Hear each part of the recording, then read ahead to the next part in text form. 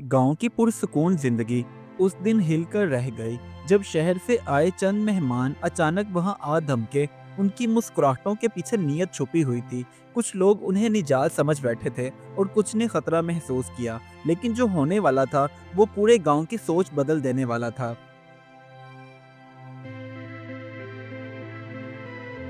ये गांव था नूरपुर, जहां दिन की शुरुआत अजानों से होती थी। यहाँ जिंदगी सादा और यहाँ के रहने वाले लोगों के दिल साफ थे, क्योंकि कोई भी एक दूसरे को धोखाधड़ी नहीं करता था।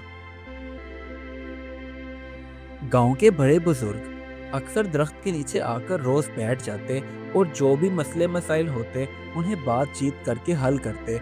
यहाँ कोई शोर शराबा नहीं होता था, बल्कि समझदारी ही भूलती थी।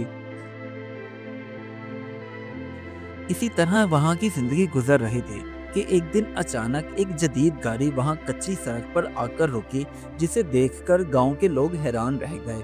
वहां के बच्चे जो खेल में मसरूफ थे, उन्होंने अपनी खेल को छोड़ दिया और देखने लगे। गांव के लोग हैरानी से अभी देख ही रहे थे कि गाड़ी में से तीन शहरी मेहमान उतरे। उन्होंने शहरी लिबास पहना हुआ था, ऐनकें लगाई हुई थी और उनका लहजा भी बिल्कुल नया लग रहा था। चौधरी करीम, जो गांव का बड़ा बुजुर्ग था, वो आगे बढ़ा और उसने मॉडर्न मेहमानों का एहतराम से इस्तकबाल किया, क्योंकि ये गांव की रवायत थी। जब भी कोई मेहमान आता तो उसका एहतराम के साथ इस्तकबाल किया जाता था। वो शहरी मेहमान गांव के एक घर में बैठे चाय पी रहे थे और उनकी बातों से पता चला कि वो गांव की जिंदगी को करीब से देखना चाहते हैं। उनकी बातें नर्म थी, मगर नीयत के पीछे क्या छुपा हुआ था ये अभी कोई नहीं जानता था। वो शहरी लोग रोजाना गांव के किसी घर के मेहमान बन जाते। अली, जो उसी गांव में रहता था, वो भी उनके साथ वहां चला जाता, खामोशी से उनको देखता रहता। क्योंकि वो शहर की जिंदगी के बारे में जानता था, इसलिए उसे कुछ ठीक महसूस नहीं हो रहा था।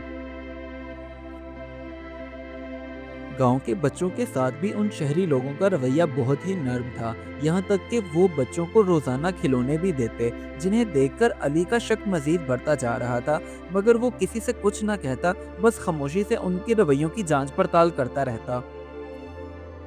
अब रात के वक्त अक्सर अली गांव के बड़े बुजुर्गों की तरफ बारी बारी जाता और जाकर उनसे कहता, मुझे इन शहरी मेहमानों की मुस्कुराहट सच्ची नहीं लगती, मैं आपको खबरदार कर रहा हूँ। मगर किसी ने भी उसकी बात को संजीदगी से न लिया, उल्टा उसे ही बुरा भला कहने लगे।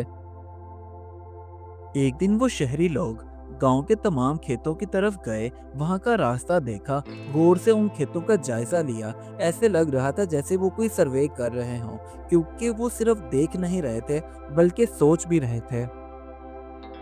चंद दिन के बाद वहां का गांव पूरा दो हिस्सों में बंट गया।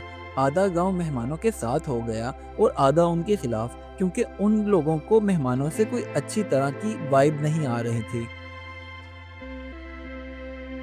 अब अली बस चुपचाप उनके खिलाफ सबूत इकट्ठे कर रहा था कि एक रात अली ने चुपके से उन लोगों की बातें सुन ली और वो हैरान रह गया, क्योंकि वो अपना मंसूबा जो बनाकर यहाँ आए थे उसके बारे में बात हो रही थी।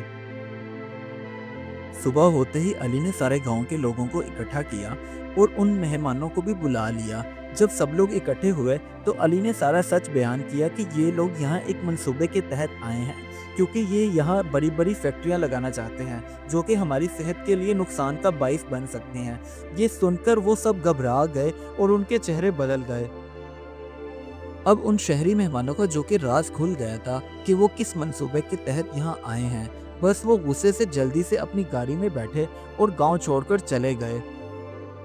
गांव के वो लोग जिन्होंने अली की बात पर यकीन नहीं किया था, उल्टा उसे बुरा भला कहा था, अब उन्हें अपनी गलती का एहसास हुआ और वो अली से कहने लगे, बेटा, तुम सही कहते थे, हम शर्मिंदा हैं, हमें एहसास हो चुका है कि एहतियात जरूरी होती है।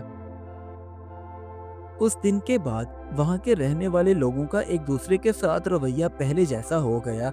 लड़ाई झगड़ा बिल्कुल खत्म हो चुका था। लोगों ने सीख लिया था कि हर जदीद चीज फायदा नहीं देती।